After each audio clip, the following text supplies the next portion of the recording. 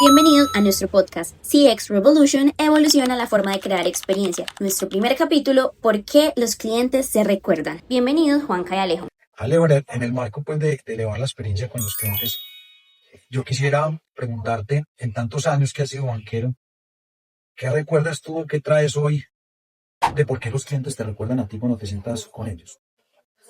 Bueno, yo creo, Juanca, que sirven dos cosas. La primera es cómo se entiende el rol de banquero. Esa es la primera. Yo cómo entiendo mi oficio de banquero desde la capacidad que yo tengo de transformar una empresa, de ese poder en el buen sentido de la palabra, de hacer algo con mi oficio en el otro que está representando una empresa. Entonces, lo primero es yo cómo entiendo que mi capacidad existe, es valiosa y permite hacer una transformación real. Y la otra, ya en el día a día y sentado con los clientes, es conectarse con algo superior.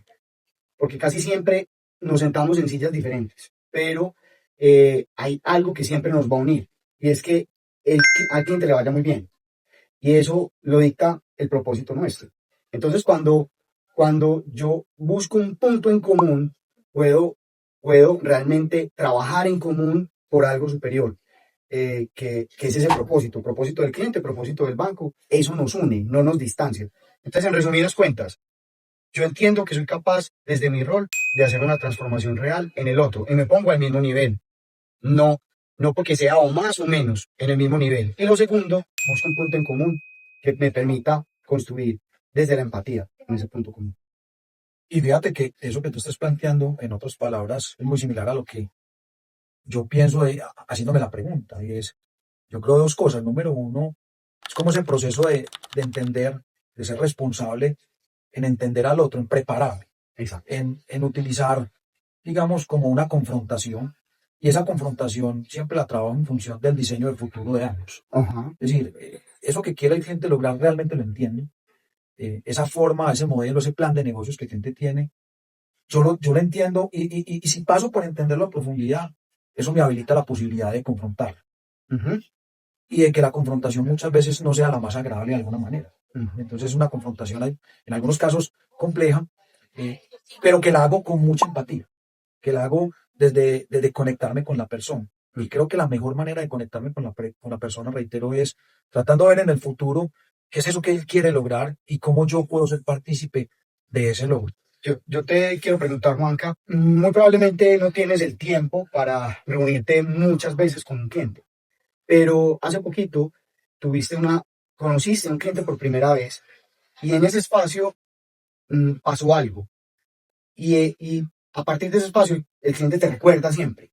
Y no ha sido contactos permanentes que has tenido con el cliente. Solamente fue una reunión. ¿Por qué crees que este cliente nuestro, que es Simply, te recuerda? Yo creo que reitero lo que te estaba comentando, y es no dar de hecho que cada espacio con el cliente, muchos recibimos clientes todos los días, pero para el cliente no es una avenida más al banco. Y es entender desde el rol la responsabilidad que tengo de profundizar las cosas, de ir a fondo y hacerme muchas veces la pregunta si realmente yo entiendo a este cliente, no porque lo haya visitado muchas veces lo entiendo. Yo creo que es el hecho de parar y entender un poquito más, de manera más elevada, cuáles son como los grandes retos que este cliente tiene. Y en función de la preparación a esos espacios, trato de confrontarme mucho si para mí es evidente y es claro identificar ese punto donde el cliente no tiene el camino claro o donde realmente necesita un gran apoyo. Uh-huh. Y acudo a la experiencia en términos del conocimiento, pero también identifico lo que yo no sé. Y voy y lo pregunto.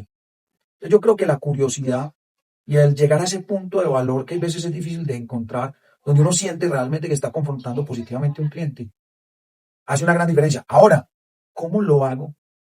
El delivery de eso tiene mucho que ver también, porque lo puedo hacer de una confrontación que me aleje, o lo puedo hacer de una confrontación amigable que me acerque. Y ahí es donde la empatía tiene un valor. Correcto. La empatía definida como la posibilidad de conectarme con el otro. Correcto. En un diseño común de futuro. Correcto. Y es ahí donde yo creo que hacemos diferencia. Él nos une para construir de ahí de manera genuina.